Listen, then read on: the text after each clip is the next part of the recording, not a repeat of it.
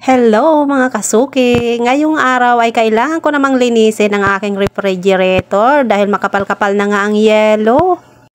Pero syempre, kailangan pa nating patunawin ang yelo bago natin umpisahan ang ating paglilinis. At habang inaantay ko nga matunaw ang yelo, abay magmemeryenda muna kami ng aking asawa.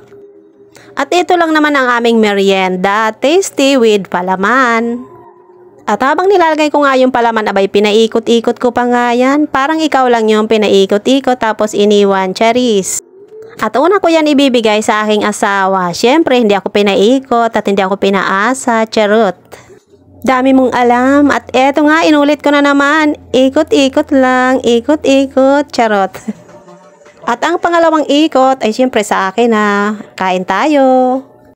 With matching panunood pa nga yan ng TV. Hanggang sa mga oras na nga na yan ay hindi pa rin natutunaw ang yelo, kaya iikot-ikot ko rin na naman kayo dito sa aking lababo. Ang dami kong hugasin mga kasuki. At eto na nga lang muna ang una kong gagawin habang hindi pa nga natutunaw yung yelo.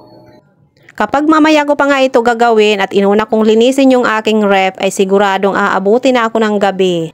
Kung ako sa'yo kasuki, umpisahan mo na yung iyong hugasin dahil kung tititigan mo lang yan ay hindi yan matatapos. Tinitingnan ko pa nga lang yung aking mga hugasin, abay tinatamad na ako at pati yung aking lamisa ay makalat pa. Hindi ko na nga alam kung anong uunahin ko, lamisa o yung lababo. Ay sige lang kasuki, mag-isip ka lang hanggang gusto mo. Tignan ko lang talaga kung anong oras mo pa yan matatapos. Fast forward na nga, hindi ko na pinakita sa inyo yung paghuhugas ko ng plato at nandito na kagad ako sa aking tindahan. Siyempre, uumpisahan ko na ang paglilinis ko ng aking refrigerator para matapos na nga at gumagabi na. Ganyan nga lang ako maglinis ng aking ref. Meron nga lang akong tubig dyan at may kasamang sabon. Ay hindi nga pala sabon yan, Sunrox yan na pang decolor. Yan ang ginagamit ko.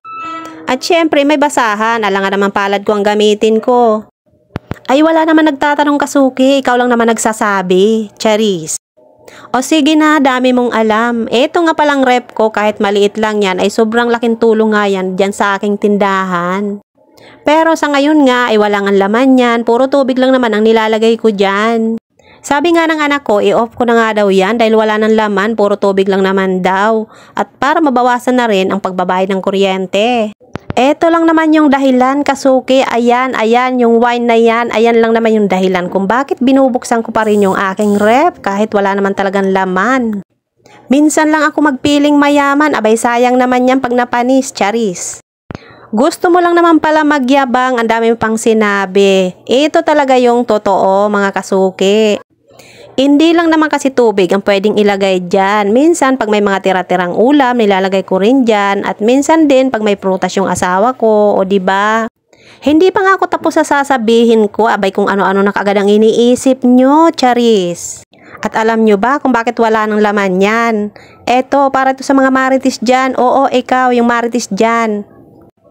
Wala na kasi ako pambili, kaya wala ng laman yan. Ayun talaga yung totoong dahilan na bankrupt, kayabangan, charot.